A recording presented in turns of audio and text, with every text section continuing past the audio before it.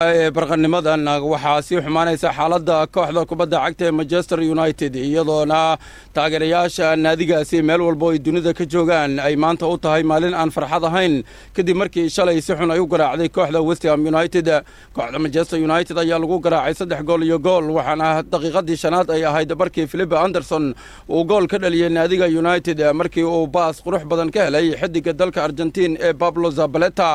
ciyaarta ayaa noqotay 2 gool iyo eber 43 daqiiqo qaybta horeba inta aysan dhamaanin markii Victor Lindelof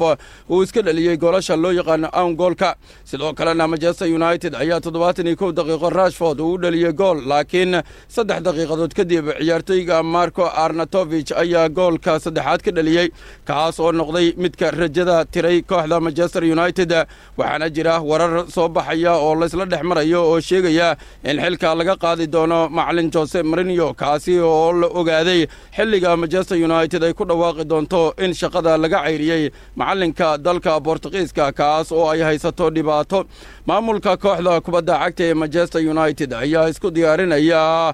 in ay ku dhawaaqaan inuu shaqada ka tagay tababaraha Jose Mourinho la yiraahdo kadib natiijooyinkii ugu liitay rubuc qarni oo ay kooxdu keensatay bilowga horyaalka Premier League ee xilli ciyaareedkan. waxaana ninkan la filayaa in uu shaqada laga ceyrin doono. tababare Jose Mourinho ayaa la sheegay in ay shaqada uu ka tagi doono dhammaadka toddobaadkan markaas oo maamulka ay soo saari doonaan war-saxaafadeed rasmi ah oo ay ku sheegayaan in shaqada laga ceyriyay macallin Jose Mourinho. sida uu qoray wargeyska Daily Mail, ciyaartoyda iyo shaqaalaha kale ee naadiga ayaa barahooda bulshada kula wadaagay ku wadaagay sheekaysi gaar ah oo ay isaga xaal warinayaan mustaqbalka tababaraha isla markaana ay og yihiin in uu jiro maalmihii ugu cuslaa inuu tababarahu wajahayo. waxaana wadahadallada dhex maray shaqaalaha kooxda Manchester United laga ogaaday in maamulka kooxda Manchester United ay doonayaan in shaqada ay ka ceyriyaan Jose Mourinho. Mourinho ayaa go'aan argagax leh qaatay Sabtidii waxaana uu liiska ciyaartoydiisa ka reebay Alex Sanchez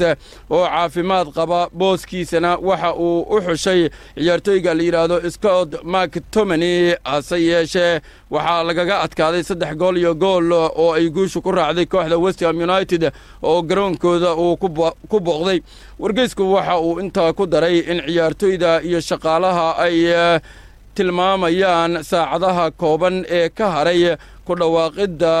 eriyada Jose Mourinho taasi oo la sugayo inuu soo saaro Woodward oo ah ninka xilligan ugu sareeya maamulka Manchester United. dhinaca kale Manchester United waxay raadinaysaa bedelka Jose Mourinho oo la warinayo inuu noqon doono Zinedine Zidane. gabadha u dhaxday Zinedine Zidane ee u dhalatay dalka Spain ayaa dhawaan shaacisay in ninkeedu uu baranayo luqadda Ingiriiska taasi oo ay sheegtay inuu u dhaqaaqi doono dhanka iyo garoonka Old Trafford la yiraahdo. ciyaartoyda kooxda Manchester United gaar ahaan kuwa dalka Faransiiska ayaa si weyn ugu cadaadinaya maamulka naadigaasi in la keeno Zinedine Zidane kaas oo la sheegayo in ay yihiin mid ay ku qanacsan yihiin. dhanka kalena xaaladda tababaraha kooxda Manchester United ee Jose Mourinho ayaa sii galaysa marxaladda aan la saadaalin karin oo mugdi gelinaysa mustaqbalkiisa Old Trafford kadib markii ay kooxdu samaysay rikoorkii ugu liitay muddo 29 sannadood oo ay sidii ugu xumayd ku bilaabatay horyaalka Premier League ee dalka Ingiriiska. Manchester United ayaa guuldaradii labaad ee xiriir ah ay soo gaartay toddobaadkan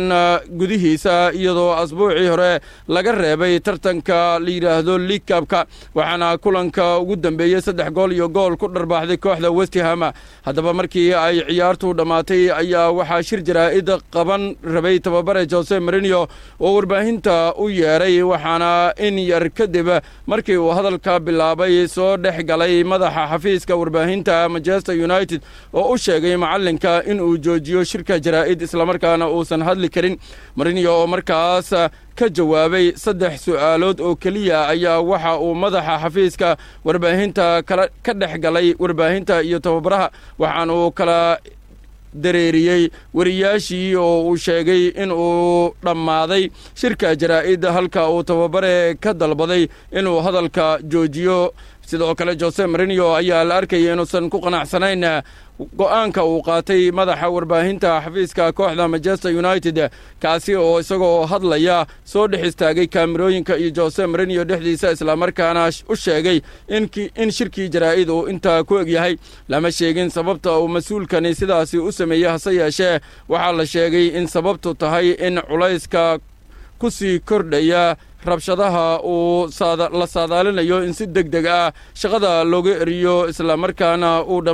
dhammaad yahay waqtigiisii Old Trafford intii aan la joojin shirka jaraa'id macallin Jose Mourinho waxyaabihii uu ka hadlay ayaa waxaa ka mid ahaa ammaan uu u jeediyey mid ka mid ah daafacyada kooxda kubadda cagta ee West Ham United isagoo sheegay inuu ugu hambalyaynayo qaabkii uu kooxdiisa ula ciyaaray Manchester United macallinkeeda Jose Mourinho oo shir jaraa'id qabtay kadib guuldaradii ka soo gaartay West Ham ayaa sheegay inuu hambalyo u dirayo mid ka mid ah ciyaartoyda naadiga ka badiyey ee West Ham United kaasi oo uu sheegay inuu yahay ciyaaryahan wanaagsan Jose Mourinho ayaa yiri aad ayaan ula yaabay qaab ciyaareedka ciyaaryahanka 22 sano jirka ah ee West Ham daafaca uga ciyaara ee Issa Diop waxa uu mudan yahay in aan hambalyo ku dhaho waayo waxa uu sameeyay wax kasta oo u wanaagsan kooxdiisa ayuu yiri macallin Jose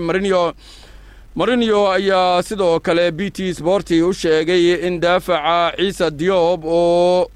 uu ku baadigoobay 22 milyan oo lacagta Ingiriiska markii uu joogay kooxda Tolo balse uu waayay cid ka gacan siisa sidii uu ku soo qaadan lahaa si uu ugu daboolo dhibaatada ka haysata dhanka daafaca dambe ee kooxda Manchester United ciyaaryahankii hore ee Manchester United Rio Ferdinand ayaa sheegay in ammaanta Jose Mourinho ee ku aadan Issa Diop ay ka dhigan tahay weerar uu ku qaadayo maamulka Manchester United kuwaas oo uu doonayay in uu ku soo jeediyo indhaha taageerayaasha maadaama aysan kooxda u keenin daafac dhexe oo wanaagsan sidoo kale macallinka Manchester United Jose Mourinho ayaa diiday inuu ka hadlo qaab ciyaareedkii liitay ee uu soo bandhigay ciyaaryahan Paul Pogba iyo sababtii uu Alex Sanchez